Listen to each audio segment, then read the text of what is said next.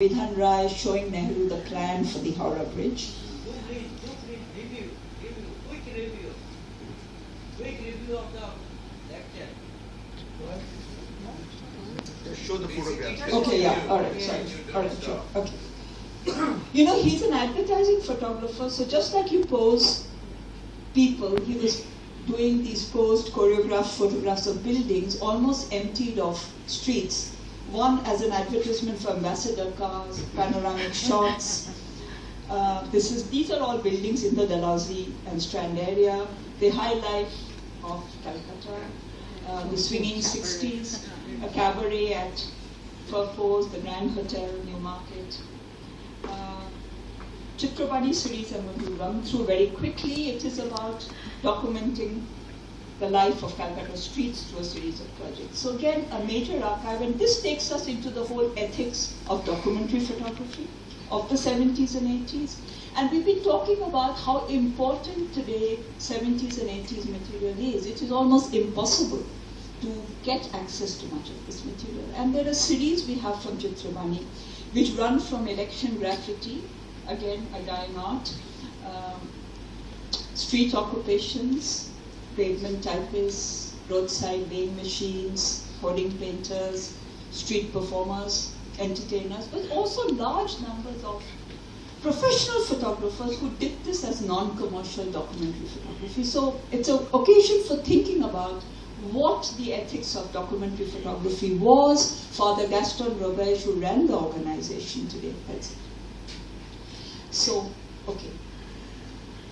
I wanted to bring up, and maybe that is something we could discuss, which is about having built an image archive like this.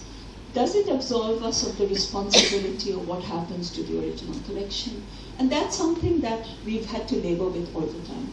That having an image archive does not necessarily act as a way in which collections can remain where they are. In most cases, a lot of the collection, the Chitrabani remains forgotten because Chitrabani itself as an organization has become defunct. So our archive then takes on a particular importance as almost like a remembered record of collections in the city.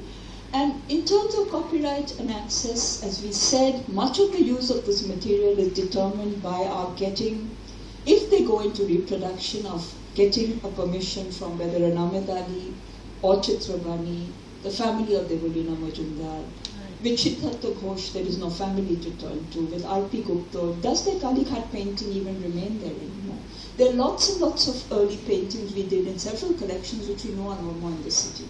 And yet our only record for that is that it was in the, say, the collection of Chitrakoot Gallery with P.C. Kejriwal, or it was with a particular collector.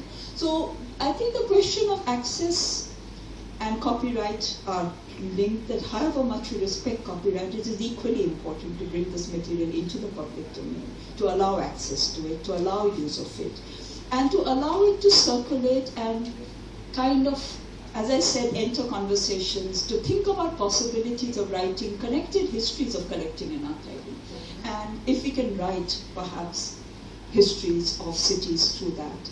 So I know that Jyotindra Jain did a book called Mumbai's Visual Histories, Calcutta's Visual Histories. Maybe we could think of that. So I'll end there. Thank you very much.